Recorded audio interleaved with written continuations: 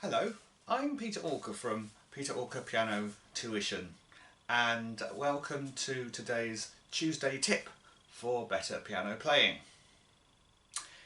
Well, as if you've been following these tips, you'll know that I'm quite a strong advocate of slow practice in the initial stages of practice, but sometimes there comes a time when you need to grasp that nettle and get your playing going at speed, especially if it's a quick piece of music. Now, there's a rather characterful piece of music that's been set for grade 2 called Poor Mouse. And I was just talking about this piece just the other day with one of my pupils who's studying this piece for grade 2. And there's a really tricky bit towards the end of the piece where it is marked accelerando, and you have to really play quite quickly and with some velocity to get the effect. I think the idea is that there's a cat and mouse sort of scenario, and the cat is chasing after the mouse and gets quicker and quicker and quicker towards the end. And it's very easy to trip up on this. Actually, I'm kind of not convinced this piece hasn't been slightly misgraded. To me, it's more of a grade 3 kind of standard, or certainly at the top end of the grade 2 boundary. So it's not an easy piece to bring off with confidence. And so sometimes the slow practice approach, although good in the initial stages of learning the notes and so on, it's not going to get you over to that fast tempo that you require. I mean, the ending of the piece goes like this. Just play the ending.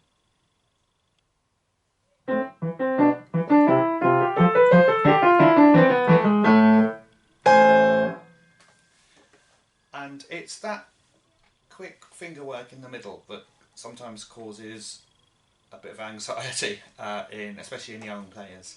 So what do we do? Well, the secret to this is to take away the intimidation for a start of the accelerando, because you see that word accelerando and it causes panic. Psychologically, it causes panic. So my first piece of advice is actually just to get a pencil and just rub out the word for the time being. Obviously, rub it out quite gently because you'll score through it quite gently because you'll want to rub it out later so you can see it again. But initially, it can be a bit intimidating just to see that word as you're playing through the music.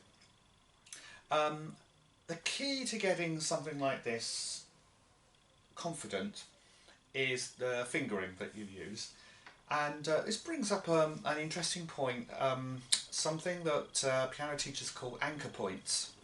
And an anchor point is really the start of a particular hand position or a finger position that denotes a kind of, not exactly a milestone, but a significant part of the music where you need to move the hand from one position to another. And it's nearly always dictated, not always, but nearly always dictated by what your thumbs do and where the thumb notes are. So in Poor Mouse, there are in fact 3 hand positions encompassed by this, but they all are then 5 finger positions. The first one is on F, so you put your thumb on F and the other fingers on the other notes, white notes, and the whole of this section of it is all in that position.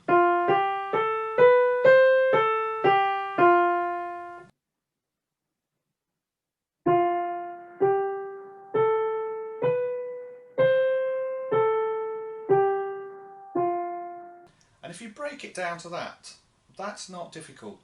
And you can just practice that just with the right hand, get it as fast as you can. You can even do it like that. It doesn't take a heck of a lot of practice to get to that stage. In the actual music, it's actually marked staccato. Oh, actually, the last 2 notes aren't. The last 2 notes are legato. So Practice that in sections with that thumb on the F. That's your first anchor point. The next anchor point is thumb on B. And again, those 5 notes, 5 finger position. And the fingering for this little bit is 4, 3, 2, 1. So you don't do the 5, you just do the 4. 4, 3, 2, 1.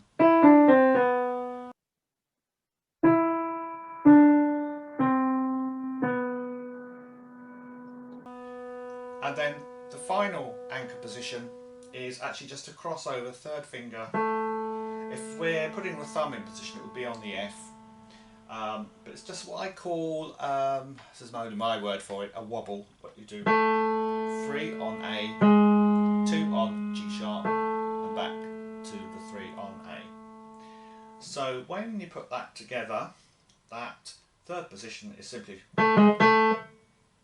so first position, first anchor point, second anchor point, third anchor point. Now you can practice these slowly, and you can and gradually put them together quicker and quicker and quicker. But if you know where those anchor points are, you can play them as 3 groups of notes, like that. Just get used to the gaps, the jumps, where you move a thumb from there to there, and then third finger to there. So when you put that together, it's less intimidating because you know where your hand shape is moving to. And then final chord up there. Well, I hope that was helpful for today's Tuesday tip. And I'll look forward to seeing you next Tuesday for the next one. So have a good week, and goodbye for now. Bye bye.